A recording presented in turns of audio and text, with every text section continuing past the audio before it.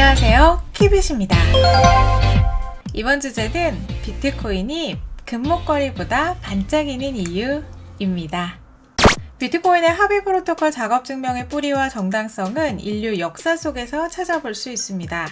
역사의 유물들을 살펴보면 인간의 노동으로 부여받는 가치에 대한 사회적 합의는 먼 과거로부터 시작되었음을 알 수 있습니다. 진화론적인 관점에서 태초의 작업 증명이 부여했던 가치는 현대사회의 장신구에 대한 선호로 발달되었다고 볼 수도 있습니다.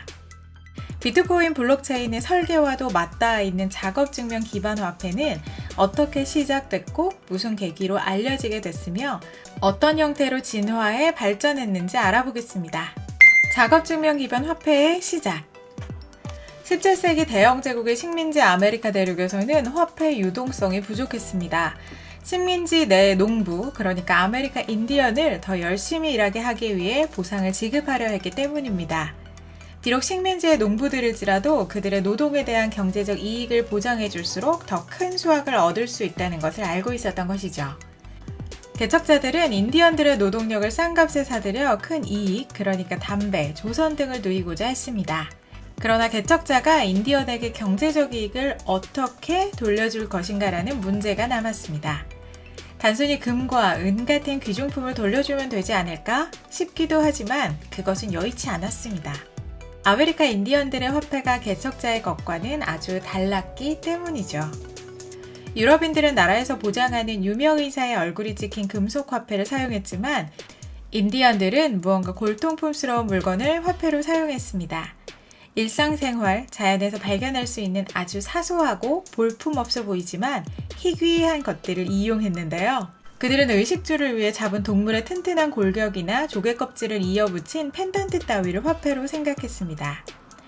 인디언들이 화폐로 사용했던 조가비 구슬을 이어붙인 목걸이, 펜던트는 비트코인의 작업 증명과 닮아 있습니다.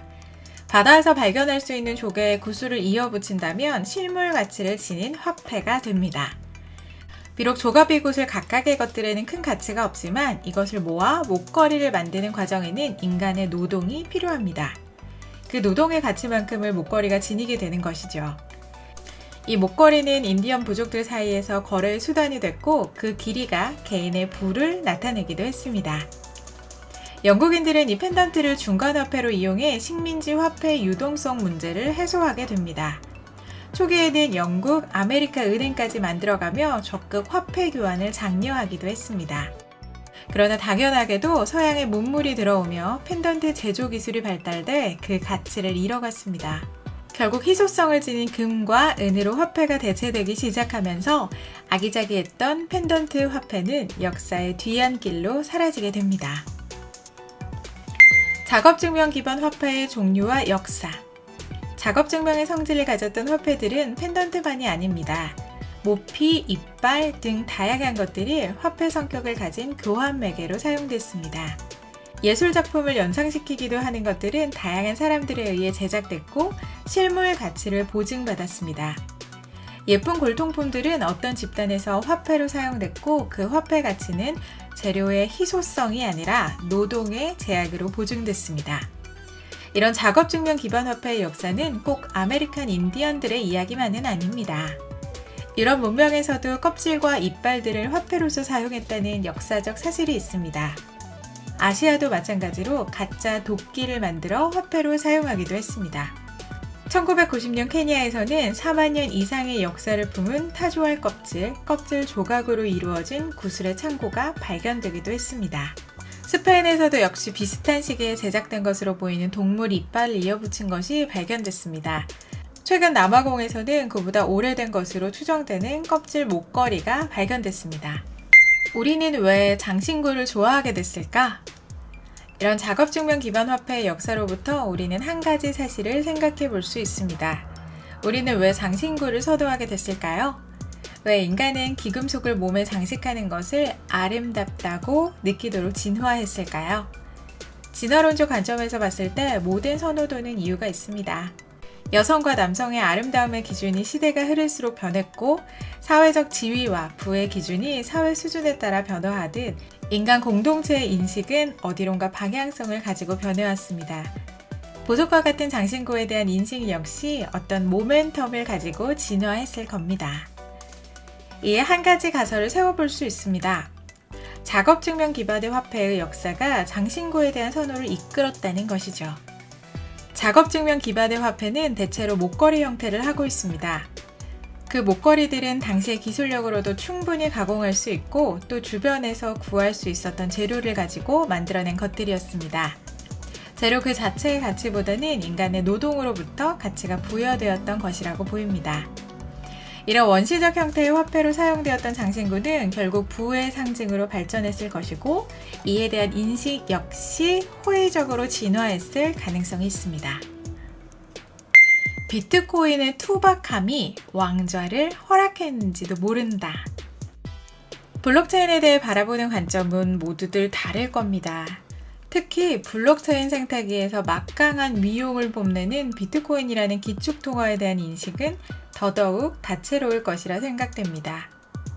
아마 흔히들 비트코인의 기술은 투박하고 시대에 뒤처져 있으며 언젠가는 대장의 위치를 내려놓지 않겠냐고 생각할 것 같습니다.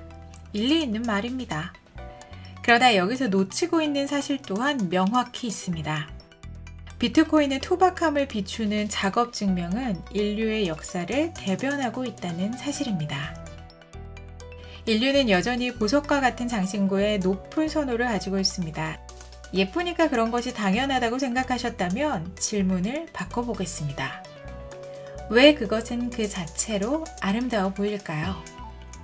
단순히 반짝반짝 빛나서였다면 세상에 빛나는 물질은 많습니다. 왜 하필 금과 은이었을까요? 또 그 중에서 왜 하필 가공에 많은 비용이 들어가는 다이아몬드가 가장 높은 가치와 선호도를 가지게 됐을까요?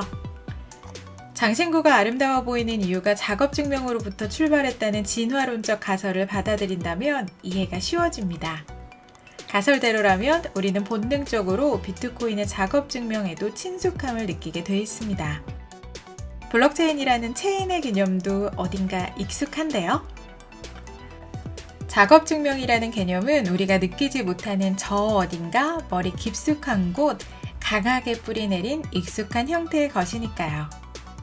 비트코인의 개념을 처음 이해하셨을 때 비전에 대한 믿음이 생기셨다면 당시의 기억을 더듬어 봐도 재밌을 것 같습니다.